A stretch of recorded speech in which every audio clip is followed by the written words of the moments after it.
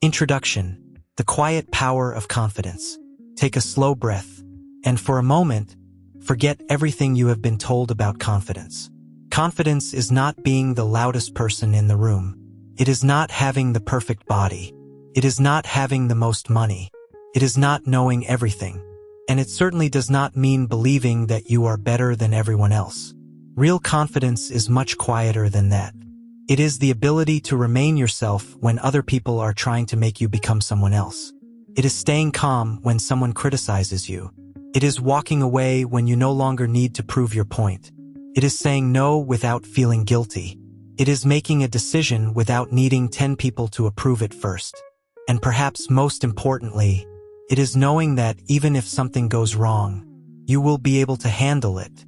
That is the kind of confidence we are talking about today. A confidence so deeply rooted that pressure cannot easily destroy it. A confidence that does not need constant attention. A confidence that does not need applause. A confidence that comes from knowing yourself. You could call it dangerously confident. Not because you become dangerous to other people, but because you become difficult to control, difficult to manipulate, difficult to intimidate, difficult to break. Research suggests that confidence is strongly connected to how we interpret challenges, mistakes, social situations, and uncertainty. Two people can experience exactly the same event and react completely differently. One person thinks, "What if I fail?" Another thinks, "I might fail, but I can deal with it." That small difference changes everything. So, throughout this audiobook, we are going to explore 6 important areas of confidence. We will talk about controlling your reactions, mastering your emotions, breaking free from approval, building mental protection, taking confident action, and finally, becoming unshakable.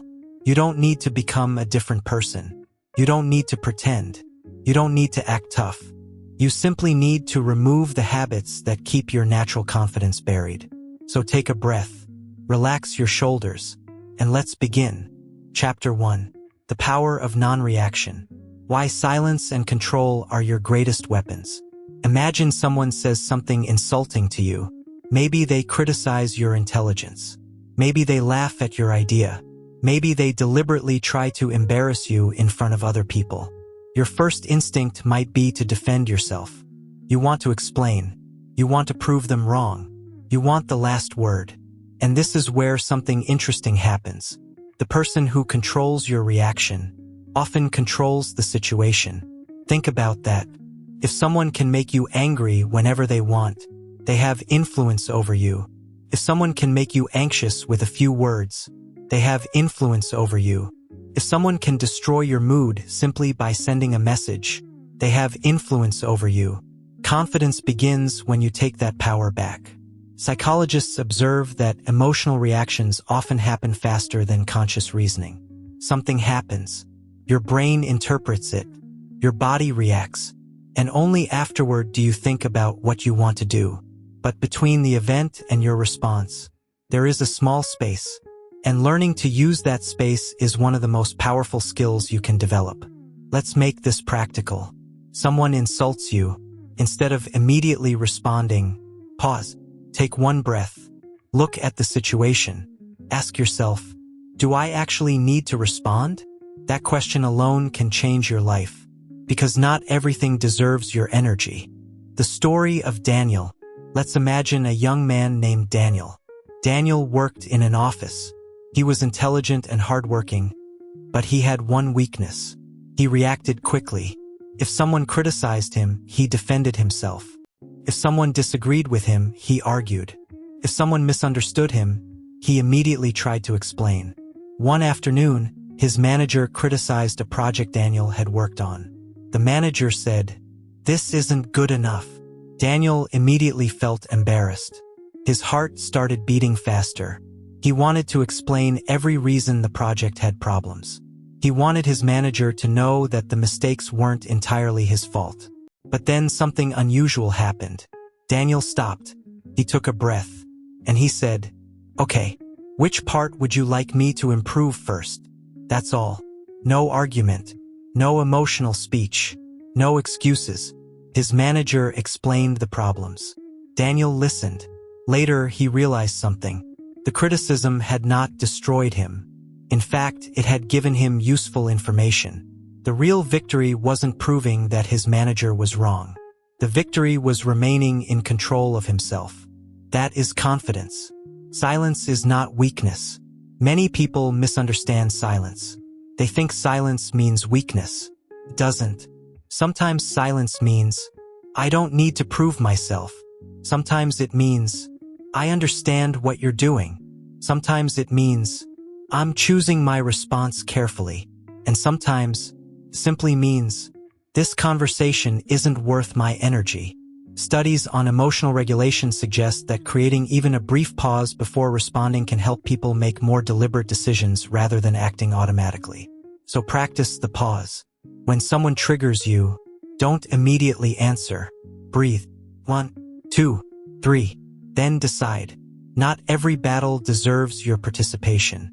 The confidence of not explaining everything. Another powerful form of non-reaction is learning to stop over-explaining. Have you ever said no to someone and then spent 5 minutes explaining why? You don't have to. No, I can't. That's enough. You don't need a courtroom defense for every boundary. You don't need to convince everyone that your decision is reasonable. Sometimes people ask for explanations because they genuinely want to understand. But sometimes, they ask because they want to negotiate your boundary.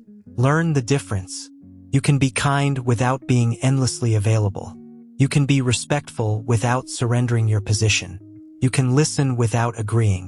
And you can disagree without becoming angry. That is emotional strength. Practice. The 3-second rule. For the next 7 days, practice one simple habit.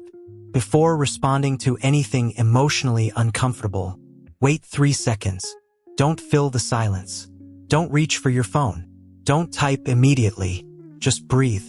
Then ask, is this response going to improve the situation? If the answer is no, you may not need to respond. Now, you might be wondering, what if someone keeps disrespecting me? Non-reaction does not mean accepting abuse. It means responding deliberately. Sometimes confidence means calmly saying, please don't speak to me that way. Sometimes it means leaving. Sometimes it means reporting inappropriate behavior. The goal is not to become passive. The goal is to become intentional. You don't lose control of yourself just because someone else has lost control of themselves. And that brings us to the next level. Because controlling your reaction is only the beginning. The deeper challenge is controlling what happens inside you. Chapter 2. Emotional Mastery. How to stop overthinking and stay calm under pressure. Imagine you're about to give an important presentation. Your heart is beating quickly. Your hands feel slightly sweaty.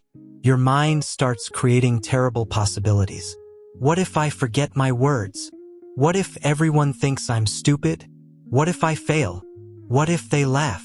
Notice something. Nothing has happened yet. The presentation hasn't started. But your mind is already fighting a battle. This is overthinking. Overthinking often feels like problem solving. But thinking about the same problem repeatedly does not necessarily solve it. Sometimes it simply increases fear. Psychologists observe that anxiety can become stronger when we continuously interpret uncertainty as danger. So one of the foundations of confidence is learning to separate what I can control from what I cannot control. You can control your preparation. You can control your effort. You can control your attitude.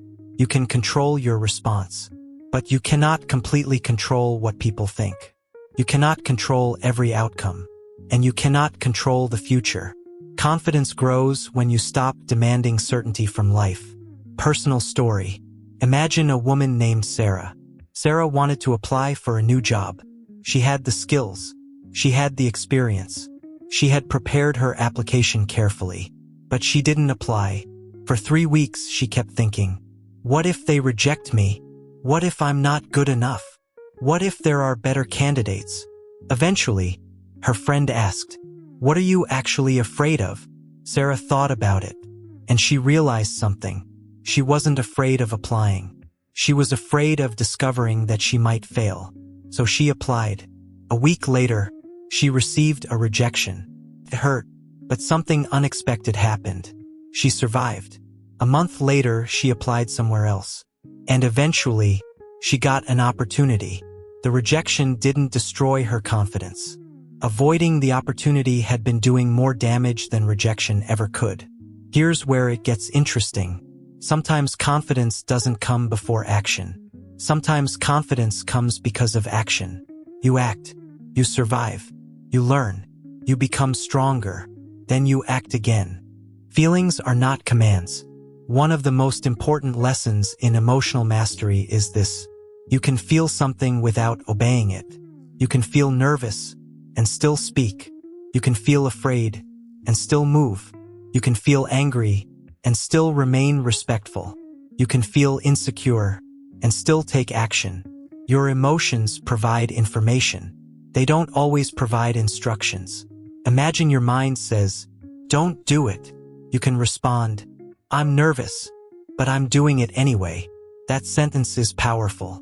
Not because fear disappears, but because fear stops being the boss. The 5-4-3-2-1 reset. When your thoughts become overwhelming, bring your attention back to the present. Look around. Notice 5 things you can see, 4 things you can physically feel, 3 things you can hear, 2 things you can smell, 1 thing you can taste or imagine tasting. This simple grounding exercise can interrupt spiraling thoughts by shifting your attention away from imagined futures and toward the present moment. Then ask, what is the next useful action? Not, how will everything turn out? Just, what is the next step? Confidence grows one step at a time. Stop trying to feel confident. This sounds strange, but sometimes trying too hard to feel confident makes you more anxious. Instead of saying, I must feel confident, say, I can act even when I don't feel confident. That is much more realistic. A confident person isn't necessarily someone who never feels fear. A confident person is someone who doesn't automatically surrender to fear. Think about a professional athlete before an important competition. They may feel nervous. A public speaker may feel nervous. A teacher may feel nervous before entering a new classroom. A business owner may feel nervous before making a major decision. Confidence doesn't eliminate pressure. It teaches you how to carry pressure. And once you understand that, you become much harder to shake. But there is another force that quietly destroys confidence. It is the need to be liked. Chapter 3. Breaking free from validation. Stop chasing approval and start owning your worth. Have you ever posted something online, then checked repeatedly to see who liked it? Have you ever shared an idea, then immediately looked at people's faces to see whether they approved? Have you ever changed your opinion because everyone else disagreed? So, you are human. We all want acceptance. Humans are social creatures. But there is a difference between wanting connection and needing approval to feel valuable. When your self-worth depends on other people's reactions, you give them control over your identity. One compliment makes you feel powerful. One criticism makes you question yourself. One unanswered message makes you wonder whether someone dislikes you. One negative comment ruins your day. That is exhausting. And confidence begins when you stop outsourcing your self-worth. The approval trap. Imagine you're in a group discussion. You have an idea. You know it's reasonable, but someone disagrees. Suddenly, you become uncertain. Maybe they're right. Maybe my idea is stupid. Maybe everyone thinks I'm wrong. Notice what happened. Your opinion changed before the evidence changed. You didn't discover new information. You simply encountered resistance. Confidence means being willing to ask, is my position actually wrong? Or am I simply uncomfortable with disagreement? That is a powerful question. People-pleasing. People-pleasing often looks like kindness. But sometimes it is fear wearing the clothing of kindness. You say yes because you're afraid they'll be disappointed. You apologize when you did nothing wrong. You avoid difficult conversations. You agree when you disagree. You give more than you can afford to give. And afterward, you feel resentful.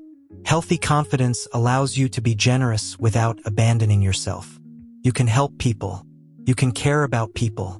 You can be kind. But you don't have to become responsible for everyone's emotions. The story of Michael. Michael was the person everyone called when they needed something. Can you help me? Can you cover my shift? Can you lend me money? Can you do this for me? Michael always said yes.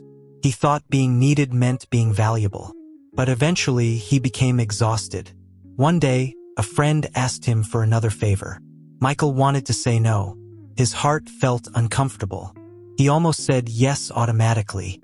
Then he stopped and said, "Sorry, I can't this time." His friend looked disappointed, and Michael immediately felt guilty. But he didn't change his answer. Later that evening, Michael realized something important. His friend being disappointed didn't mean Michael had done something wrong. That was a major breakthrough. Other people's emotions are not always evidence of your mistakes. Sometimes people are simply unhappy because they didn't get what they wanted. You can survive that. Build internal validation. Instead of asking, "Do they like me?" ask, "Do I respect how I handled myself?" Instead of, "Did they approve?" ask, "Did I act according to my values?" Instead of, "Did everyone agree?" ask, "Did I think carefully?" This is internal validation. Your goal isn't to stop caring about people. Your goal is to stop making strangers, coworkers, friends, or audiences responsible for defining your worth. You don't need everyone to understand you. You need to understand yourself. You don't need everyone to approve of your path. You need to know why you're walking it.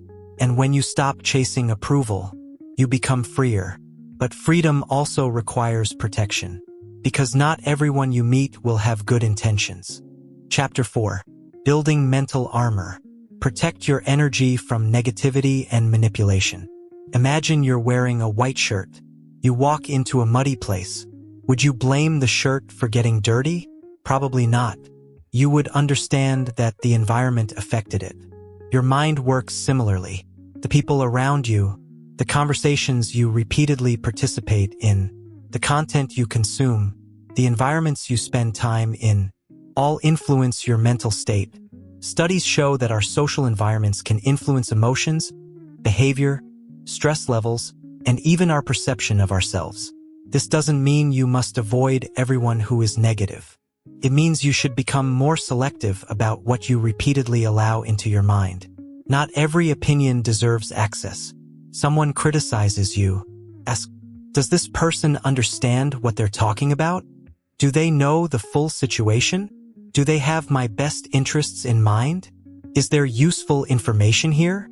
If the answer is no, you don't have to carry their opinion. Imagine someone who has never built a business telling you that your business idea will fail. Their opinion might be emotionally loud, but that doesn't make it accurate. Volume is not evidence. Confidence is not evidence. Insults are not evidence. Learn to evaluate information, recognizing manipulation. Manipulation can take many forms. Someone may use guilt. If you really cared about me, you would do this. Someone may use fear. If you don't do this, you'll regret it. Someone may use anger. Someone may constantly make you feel responsible for their emotions. Someone may twist conversations until you begin doubting your own memory or judgment. The solution isn't paranoia. The solution is awareness. When something feels emotionally intense, slow down. Don't make major decisions under pressure. Say, "I need time to think about that." That sentence is powerful. You don't have to make an immediate decision simply because someone demands one. Your energy is limited. Think of your attention as money. You wouldn't hand your money to every stranger who asked for it. So don't hand your attention to every person who demands it. You don't need to answer every message immediately. You don't need to argue with every stranger online. You don't need to defend yourself against every accusation. You don't need to consume content that repeatedly makes you angry. Protect your attention. Protect your mornings. Protect your sleep. Protect your environment. Protect your goals. Because confidence becomes much easier when your mind isn't constantly overwhelmed. The mental armor exercise. At the end of each day, ask yourself 3 questions. Who gave me energy today? Who drained my energy? What environment helped me become better? You don't need to judge people. Simply observe. Over time, patterns will appear. And once you see the patterns, you can make better choices. Mental armor doesn't mean becoming cold. It means becoming selective. A strong person can still be compassionate. A confident person can still listen. A mentally strong person can still admit mistakes. Armor isn't about shutting the world out. It's about deciding what deserves to get in. Now we move from internal strength to visible confidence. Because confidence isn't only something you feel. It is also something you practice. Chapter 5. Confidence in action. Practical steps to project strength in any situation. Let's make confidence practical. Imagine you walk into a room full of people you don't know. What do? Maybe you look at your phone. Maybe you avoid eye contact. Maybe you wait for someone to approach you. Instead, try something simple. Stand comfortably. Relax your shoulders. Keep your head naturally upright. Make brief eye contact. Smile when appropriate. Speak clearly. Don't rush your words. And listen. That's it. You don't need to dominate the room. You simply need to be comfortable occupying your space. Body language. Psychologists observe that body posture, facial expression, voice, and eye contact influence how social interactions are perceived. But don't think of body language as pretending. You're not trying to trick people. You're teaching your body to communicate the calmness you are developing internally. Try this. Stand with both feet stable. Relax your shoulders. Breathe slowly. Keep your hands relaxed. Avoid unnecessary movements. When someone speaks, look at them. When you respond, don't rush. A calm pace communicates control. Speaking with confidence. Confident communication is often simpler than people think. Instead of, I don't know, maybe we could possibly, say, I suggest we try this. Instead of, I'm sorry, but I was just wondering if maybe, say, could you help me with this?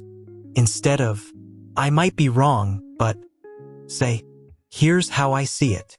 You don't need to remove politeness. You simply remove unnecessary uncertainty. Stop rushing. Have you noticed that nervous people often speak quickly? They want to finish. They want to escape. They want to avoid judgment. Slow down. Pause between ideas. Let silence exist. Silence doesn't automatically mean something went wrong. Sometimes it simply means you're thinking. The confident no. Practice saying no. Start with small situations. No, thank you. I can't do that. I'm not available. That doesn't work for me. Notice the discomfort. Let it exist. You don't need to eliminate discomfort. You need to learn that discomfort is survivable. This is important. Every time you respect your own boundary, you teach yourself, my needs matter too. That builds confidence. Keep small promises to yourself. This may be one of the most overlooked confidence strategies. Confidence grows from evidence. If you repeatedly tell yourself, I'm going to exercise, and don't. I'm going to study, and don't. I'm going to finish this project, and don't. Your brain begins collecting evidence that your words cannot be trusted. So start smaller.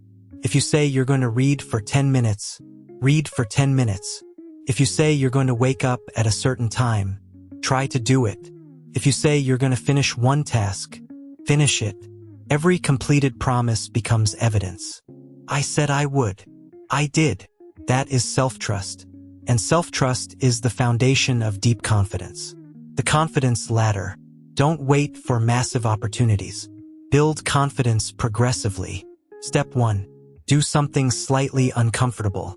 Step 2. Repeat it. Step 3. Increase the difficulty. For example, if you are afraid of speaking to strangers, start by making eye contact. Then say hello. Then ask a simple question. Then have a short conversation. Then speak in a small group. Then speak in a larger group. Your nervous system learns, I can handle this. That's how confidence becomes real. Not through positive thinking alone, but through repeated experience. Failure as training. Here's where it gets interesting. If you are terrified of failure, you will avoid challenges. If you avoid challenges, you get less evidence that you can handle difficult situations. So failure avoidance can actually make confidence weaker. Instead, reinterpret failure. Failure means, I discovered something. I need another strategy. I need more practice. I learned what doesn't work. This doesn't mean failure feels good. It doesn't, but it can become useful. And once you stop seeing every mistake as a threat to your identity, you become much more willing to act. That brings us to our final chapter. The goal isn't simply to look confident. It isn't to speak confidently. It isn't even to stop seeking approval. The deeper goal is to become difficult to shake. Chapter 6. Becoming unshakable. How to live boldly, lead fearlessly, and remain untouchable. Being unshakable does not mean nothing affects you. You will still experience disappointment. You will still lose people. You will still make mistakes. You will still have bad days. You will still experience fear. Being unshakable means that those experiences don't permanently define you. You bend, but you don't break. You fall, but you get back up. You lose, but you learn. You are criticized, but you examine the criticism without allowing it to become your identity. Know your values. One of the strongest sources of confidence is knowing what matters to you. Ask yourself, what kind of person do I want to be? What do I respect? What will I never compromise? What kind of life am I building? What do I want people to experience when they are around me? When your values are clear, decisions become easier. Imagine someone offers you an opportunity, pays well, but it requires you to do something you deeply believe is wrong. Without clear values, you may struggle. With clear values, the decision becomes easier. You know who you are. Lead yourself first. People often think leadership means controlling other people. Real leadership begins with self-leadership. Can you control your habits? Can you manage your emotions? Can you keep promises? Can you admit when you're wrong? Can you make difficult decisions? Can you take responsibility? Can you remain calm when others panic? If you can lead yourself, you become more capable of leading others. The story of the storm. Imagine a small boat in the middle of a storm. The waves are enormous. The wind is loud. The boat moves violently. But beneath the surface, the anchor holds. Your life will have storms. Financial problems. Relationship problems. Career uncertainty. Failure. Criticism. Unexpected change.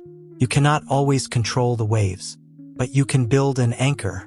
Your anchor is your character, your values, your habits, your emotional control, your self-respect, your ability to adapt. That's what makes a person unshakable. Stop trying to be invincible. There is an important difference between being strong and pretending you're invincible. You don't have to pretend everything is fine. You can say, I'm struggling. You can ask for help. You can admit, I don't know. You can apologize. You can change your mind. None of these things make you weak. In fact, they require confidence. A person who is insecure often tries desperately to appear perfect. A confident person can tolerate being imperfect. That is freedom. Your new response to fear. From now on, when fear appears, don't immediately ask, how do I get rid of this? Ask, what is this trying to tell me? Maybe you need preparation. Maybe you need information. Maybe you need boundaries. Maybe you need courage. Maybe you simply need to take the next step. Fear can be a signal. It doesn't have to be a prison. The dangerously confident mindset. Let's bring everything together. A dangerously confident person thinks differently. When criticized, they pause before reacting. When afraid, they move carefully instead of automatically retreating. When rejected, they learn without destroying their self-worth. When someone disapproves, they consider the information without surrendering their identity. When pressured, they slow down. When manipulated, they create distance. When they make mistakes, they learn. When they succeed, they remain grounded. And when life becomes difficult, they remember, this is difficult, but I can handle difficult things. That sentence is powerful. Because confidence isn't the belief that life will always go your way. Confidence is the belief that you can respond when it doesn't. Practical 30-day confidence challenge. Now let's turn everything you've learned into action. For the next 30 days, practice one small behavior every day. Week 1. Control your reactions. Day 1. Pause before responding to criticism. Day 2. Don't argue with someone who only wants an argument. Day 3. Wait before answering an emotionally charged message. Day 4. Practice 3 slow breaths before difficult conversations. Day 5. Say less when less is necessary. Day 6. Walk away from one pointless argument. Day 7. Write down one situation where you controlled your reaction. Week 2. Build self-trust. Keep one small promise to yourself every day. Wake up when you said you would. Complete one task. Exercise. Study. Read. Clean your workspace. Whatever you choose, finish it. At the end of the week, ask, can I trust myself more than I did 7 days ago? Week 3. Break the validation habit. Spend less time checking whether people approve. Post something without obsessively checking reactions. Express an honest opinion respectfully. Say no once. Ask for what you need. Stop explaining one unnecessary decision. And remember, discomfort is not danger. Someone being disappointed does not automatically mean you did something wrong. Week 4. Act confidently. Do something every day that makes you slightly uncomfortable. Start a conversation. Ask a question. Speak in a meeting. Try something new. Share an idea. Make a decision. Take action. Then record what happened. Most of the time, you will discover something important. The fear was bigger than the actual event. Final reflection. Take a moment now. Think about the person you were when this audiobook began. Maybe you reacted too quickly. Maybe you overthought everything. Maybe you cared too much about people's opinions. Maybe you struggled to say no. Maybe you doubted yourself. Maybe you waited until you felt confident before taking action. Now consider a different version of yourself. Someone who pauses. Someone who thinks. Someone who speaks clearly. Someone who knows their worth. Someone who can hear criticism without collapsing. Someone who can hear praise without becoming addicted to it. Someone who can walk into a room without needing everyone to notice. Someone who can leave a room without needing everyone to understand. Someone who doesn't need to prove their strength because they have built it quietly. That is the goal. Not arrogance. Not aggression. Not intimidation. Not becoming cold. The strongest form of confidence is peaceful. You don't need to make everyone smaller to feel bigger. You don't need to win every argument. You don't need to have the last word. You don't need to convince everyone. You simply need to become someone you respect. Conclusion.